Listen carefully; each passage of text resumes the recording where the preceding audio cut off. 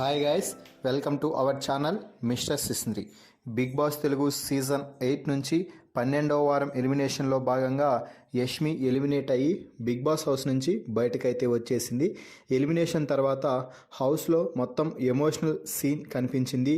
నిఖిల్, నబీల్, పృథ్వీ, ప్రేరణ, అవినాష్ ఇలా ప్రతి ఒక్కరూ కూడా యష్మి ఎలిమినేట్ అయ్యి మెయిన్ గేట్ నుంచి బయటకు వెళ్ళిపోయే సమయంలో ఎమోషనల్ అయ్యి కన్నీళ్లు పెట్టుకున్నారు.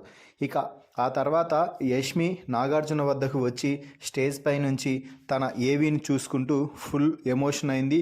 మంచి గేమ్ ఆడిన సందర్భాలు, అలాగే ఎమోషనల్ అయిన సందర్భాలు ఆ ఏవీలో చూసి మంచిగా ఎమోషనల్ అవ్వడంతో ఎలా ఉందమ్మా నీ ఏవీ అంటూ నాగార్జున అడిగితే చాలా సూపర్గా ఉంది సార్, నేను ఎక్స్పెక్ట్ చేసిన దానికంటే 100 రెట్లు ఎక్కువగా ఉంది అంటూ యష్మి ఫీల్ అయింది.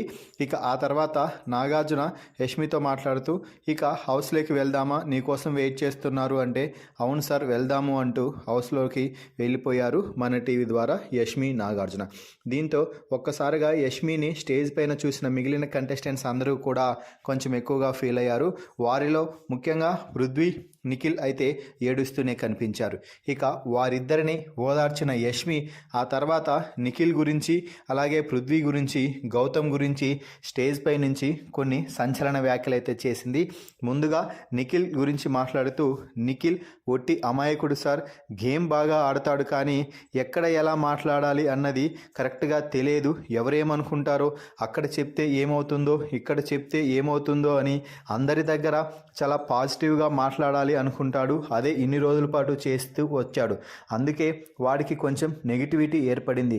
అరే నిఖిల్, నువ్వు ఇకపై అలా ప్రవర్తించకు, నీకు ఏదనిపిస్తే అది చెయ్యి, ఎవరి దగ్గర ఏం మాట్లాడాలనిపిస్తే అదే మాట్లాడు, నువ్వు అసలు బయాస్డ్గా ఎవరి దగ్గర ఉండకు, వారికి వీరికి వారి దగ్గర మాటలు అసలు చెప్పాల్సిన అవసరం లేదు, నువ్వు ఏది అనిపిస్తే అది, ఎవరి దగ్గర అనిపిస్తే అక్కడ అవి చెప్పేసే, ఎవరికి భయపడాల్సిన అవసరం లేదు. అందరూ మనల్ని ప్రేమించరు కదా, కొంతమంది ద్వేషించేవారు కూడా ఉంటారు, కాబట్టి నీ ఆటపై మరింత ఫోకస్ చేసి మంచిగా ఆడు, నువ్వు అనుకున్న లక్ష్యంతో బయటికి రావాలి అంటూ ఆల్ ది బెస్ట్ చెప్పింది. ఆ తర్వాత పృథ్వీతో మాట్లాడుతూ, పృథ్వీ నువ్వు గేమ్ అంత బాగా ఆడుతున్నావు కదా, మాటలను ఎందుకు కంట్రోల్ చేసుకోలేకపోతున్నావు, నువ్వు ఏదో ఒక సమయంలో అదుపు తప్పి కొన్ని మాటలు అనేస్తున్నావు, దానివల్ల ఇతరులు కూడా హర్ట్ అయి వారు కూడా కొన్ని మాటలు అనేస్తున్నారు, కాబట్టి మీరు ఖచ్చితంగా నువ్వు ఆ మాటలనైతే తగ్గించుకోవాలి, అగ్రెషన్ కొంచెం తగ్గించుకో, ఆటోమేటిక్గా అన్నీ సెట్ అవుతాయి, నీ ఆట అయితే పర్ఫెక్ట్గా ఉంది, నువ్వు కూడా నేను ఖచ్చితంగా టాప్ 5లో ఉంటావని అనుకుంటున్నాను, నిన్ను టాప్ 5లో నేను చూడాలి అనుకుంటున్నాను అంటూ చెప్పగానే పృథ్వీ కూడా ఎమోషనల్ అయ్యి నువ్వు అనుకున్నది ఖచ్చితంగా సాధిస్తాను, అగ్రెషన్ తగ్గించుకుంటాను అంటూ పృథ్వీ అయితే చెప్పాడు.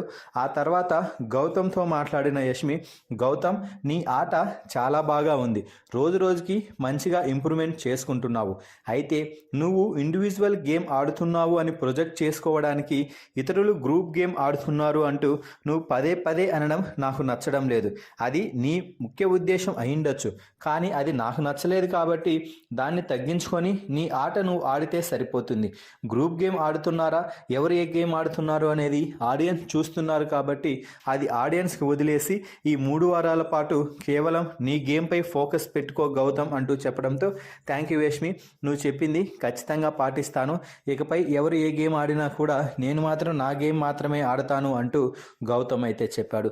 సో ఫైనల్గా ఇక అందరికీ గుడ్ బై చెప్పేసి యష్మి బిగ్ బాస్ హౌస్ నుంచి బయటకైతే వచ్చేసింది.